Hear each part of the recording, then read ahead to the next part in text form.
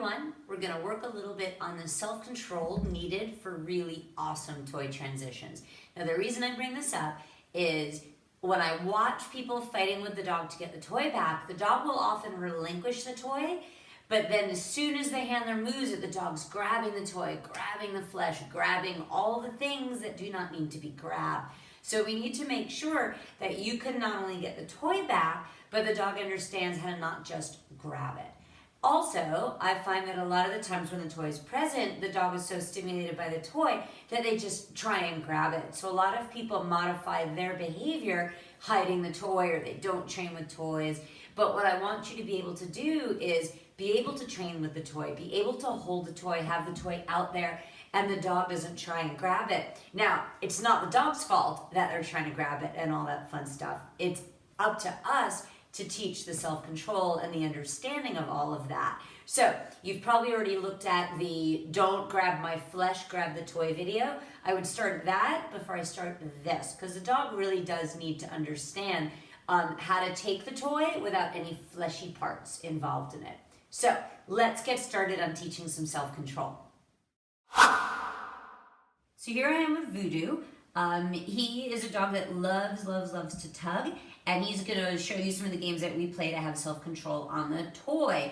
I'm here in my pajamas, in the corner of the house, not working in high arousal, because it's really important that the dogs learn this in a calmer state before you add craziness to it. So I'll show you how to add crazy, but for now, let's just get the calmness. So I'm making the assumption that the dogs have already been taught how to offer self-control on cookies and stuff like that.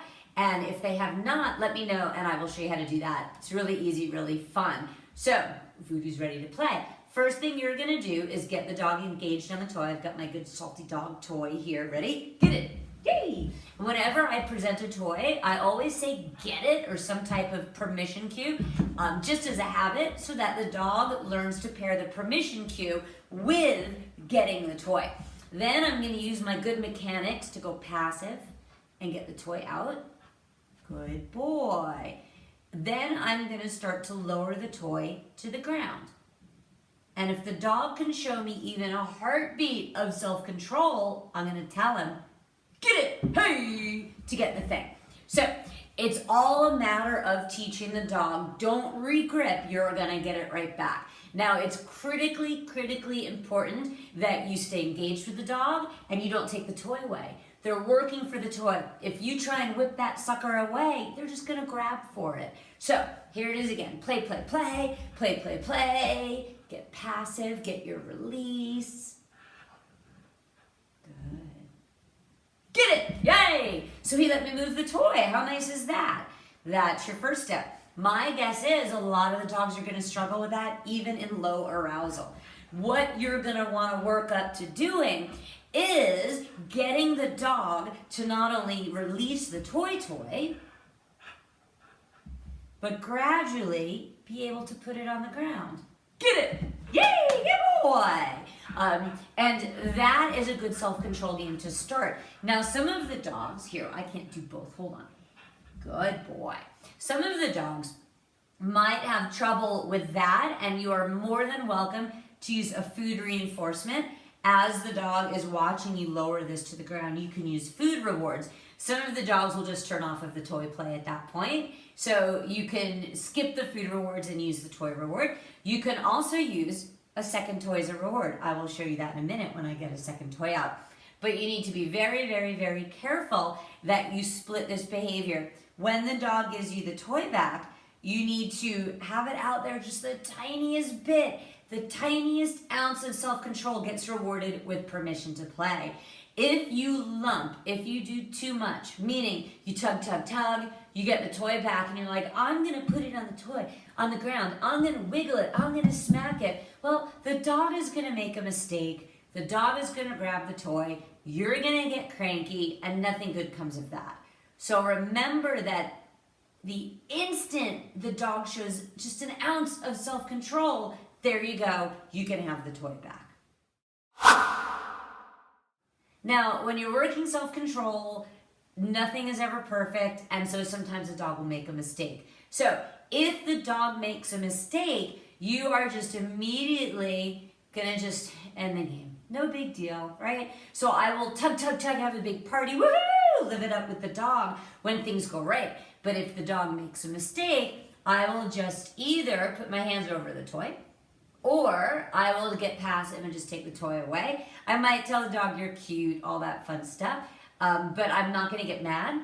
I'm not gonna yank it out of his mouth. I'm not gonna go, anything ugly. Remember, watch that video of what not to do, because all of that will actually build drive for these dogs. So I'm gonna see if I can get Voodoo to make a mistake. I don't know if he will, because we're in training mode, but we'll find out. You ready? Get it! Yay! Good boy! So we're playing. I'm gonna make him cuckoo. I might even get him barking. Ow! Get it? Good. Good. So I'm gonna see if I can get him to fail. Well, that was easy to get him to fail. Oh, you're so mad now, are you? Yes. Get it! Yay! So what I did to elicit the failure, can you lie down? Good boy. What I did to elicit the failure was I got him all wild, got him excited. You're supposed to be lying down. And then I whacked the toy on the ground. That's pretty high level. That's not where you want to start. You see how he grabbed it? And he grabbed just the end. He's like, yeah, I'm not convinced that I'm supposed to be grabbing this. And I was like, haha, gotcha. So the game got just passive, and I just covered the toy, and he was like, okay. And he let go of it. No big deal. He barked. He was still playful. He doesn't look like he's too angry with me right now. So I'm going to try it again. Ready? Get it! Hey! We go cray cray. We're crazy in our tugging. Oh, oh, oh, oh, oh, oh, oh. Get it! You're so smart. You're so smart. Yay! Yay! Yay! Good boy, good boy. Very nice.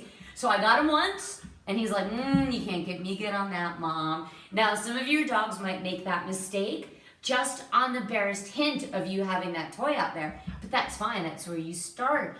We're going to try and set the dog up for success, but I wanted you to know what to do if it goes wrong. If the dog fails twice, meaning if Voodoo had tried to grab the toy the second time when I whacked it down, then what you are doing is too hard. You need to make it easier. Failure is not the root to teaching the dog what we want. Success is the root. Reinforcement is the root. So if the dog fails and fails and fails, you're only going to get frustration. So if the dog fails twice, make it easier. So if this is too hard, go to this. Or if even this is too hard, go to a little bit less. Go to a more boring toy. Go to something that helps the dog be successful. Have fun.